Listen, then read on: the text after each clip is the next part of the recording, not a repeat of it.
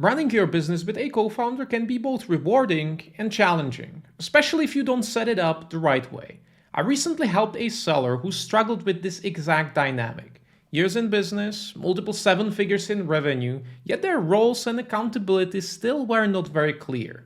And this seems to be a common issue among co-founders. So in this video, I'll share a simple framework that will make working with your co-founder way easier. So let's dive in. So let's begin by looking at an accountability chart where we can clearly identify the issue.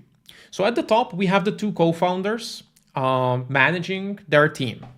But the issue here is that the co-founders are on the same level. And when we ask about their accountability, both of them are kind of involved in everything, right? When it comes to product development, they ideate products together, they go through the verification steps, they develop the products, they both look at seasonality, right? Work with their supply manager, optimize their PPC.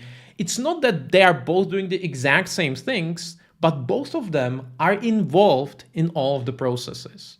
And I understand this point that you put your heads together, so you know more, and it kind of looks smart, but the issue is that there are many problems with this dynamic. So let's take a closer look at it. First of all, we have overlapping work, right? Both co-founders are handling similar tasks, which issues with accountability are often due to gaps in accountability or overlaps.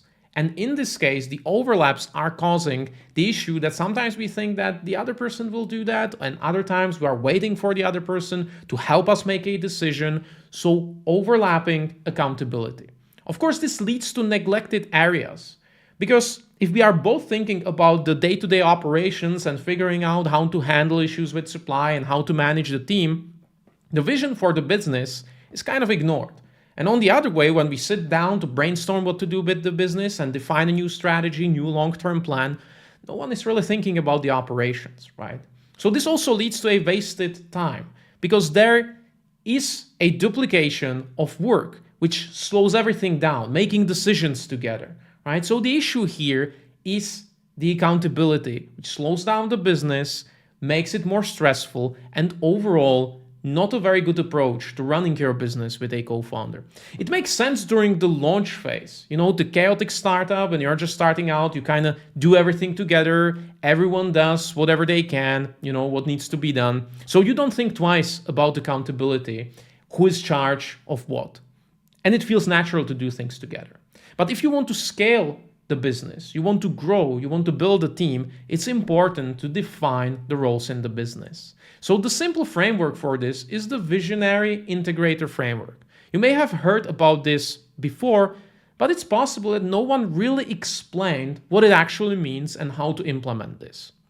So if we take a closer look at this simple illustration, we can see that the integrator is steering the ship while the visionary is looking ahead. And that's exactly what this is. We can say that the visionary is an equivalent of a CEO, right? This person is focusing on the big picture, the future growth, and all of the opportunities. They're driving innovation and defining long-term strategy. Their strengths are the creative thinking, generating big ideas, and inspiring the team. But of course, they also have some weaknesses, and often it's lack of patience, being too risk tolerant, leading to gaps in their execution. While the integrator is quite the opposite, right? It would be the equivalent of a COO. This person is managing the daily operations and making sure that the visionary's ideas are actually implemented and put into action. Their strengths would be analytical thinking, organization, problem solving, and managing the team. Of course, they also have weaknesses. They struggle with the high-level thinking, so they need the creativity of the visionary, so they have the direction. So the key difference would be that the visionary is the creative and big picture thinker, while the integrator is the analytical and detail-oriented mind. I want to stress out that this has nothing to do with the ownership of the business, right? That's the difference between the ownership and the roles. It doesn't necessarily mean that the person who owns more of the business should be the visionary. Nothing like that. It's actually the opposite. We are looking at the strengths of these individuals to make sure that they are in the right role to contribute towards the business. They are equally important. So this was the plan for the seller. We want to transition and change the accountability chart when one of them will be the visionary and the other one will be the integrator. The visionary in this case is in charge of the product ideation and expanding to new marketplaces and setting a vision and a strategy for the business, while the integrator is focused on the development, creating the listings, making sure that all of the moving pieces are managed properly, making sure that their seasonality for their inventory forecasting is on point. They're tracking the performance of their products, they're monitoring their competition. He's managing the team and also creating the short-term plans. And the team is reporting to the integrator. I always like to think about this in a way that the integrator is essentially protecting the visionary from the chaos of the business. So the visionary can think clearly. He's not bothered of all the little things that happen, the little issues, the shipment that got delayed. They can think freely about the big picture, where they want to go. So a little example. You may be familiar with Alex and Leila Hormozi, and that's exactly this dynamic. Right? Based on what we know from social media, Alex Hormozi is the visionary, the big picture thinker, while Leila is the operational mastermind, making sure, focusing on execution and ensuring that the systems, processes, and team, that everything is aligned towards their strategic goals. Now, there are multiple benefits to this dynamic, right? Faster decisions. You have your role is clear, so you know which decisions are up to you and which decisions are up to your co-founder. Lighter workload. We very well defined who is accountable for what. So essentially, we cut the workload in half because now we are not involved, both of us, in everything.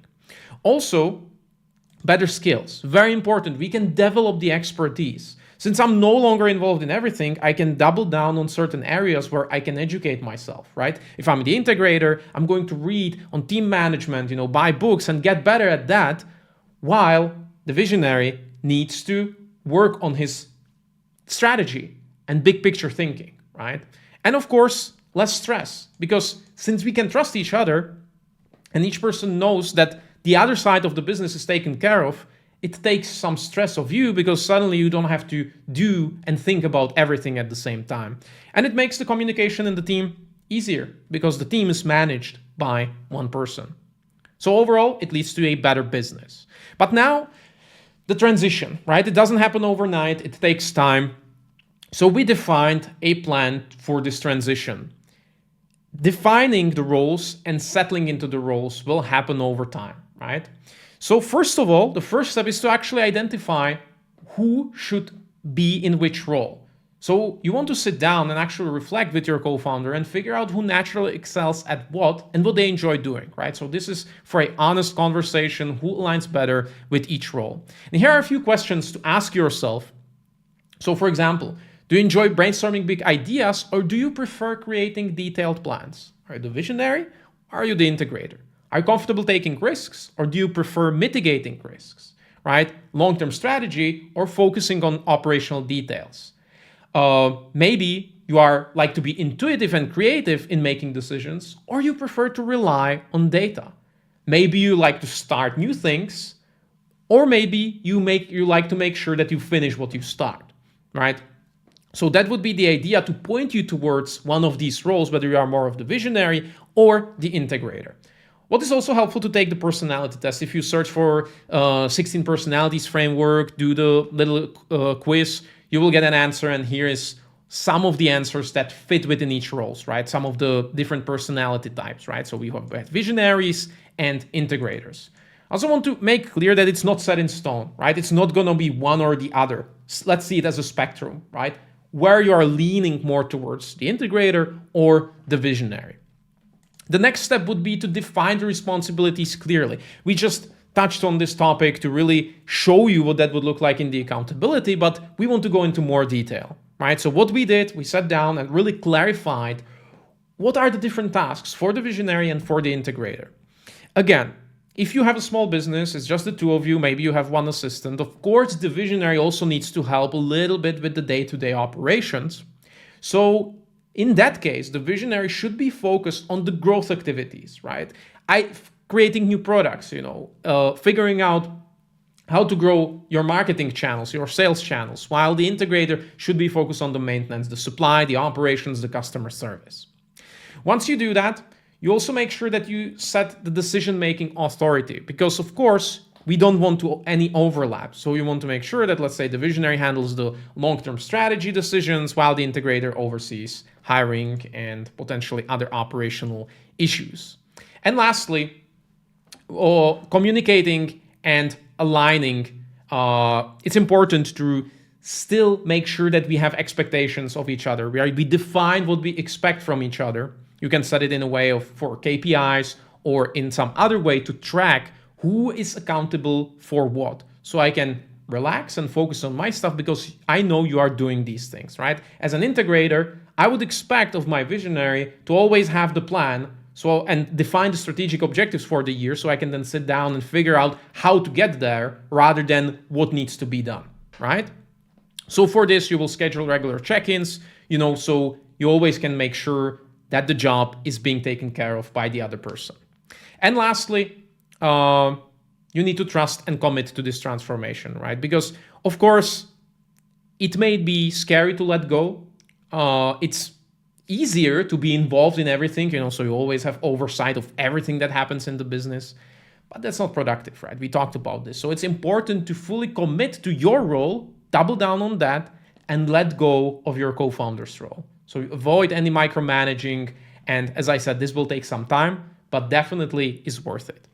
A lot of people mention that they have this issue when we present this framework and when we implement this into businesses with two co-founders. Either they can say, we can't decide who is what, or we both want to do the same role.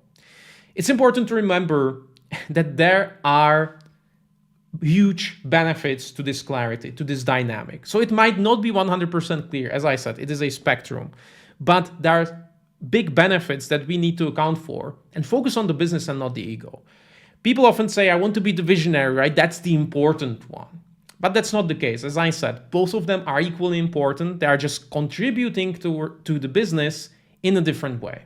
So if you want to scale your business and you work with a co-founder, this framework, this dynamic is incredibly helpful. And that's it for this video. If you like this type of content, make sure to subscribe. We are getting closer to 1,000 subscribers. And as a fun fact, 1,000, that's almost as many people as live in my hometown where I grew up. So I think that's pretty cool. And if you need my help systemizing your business and building a team, make sure to check out the link in the description. Also, the next video to watch is about optimal team structure, right? So you know who to hire and when. So make sure to check out this video right here. And I'll see you next week. Bye.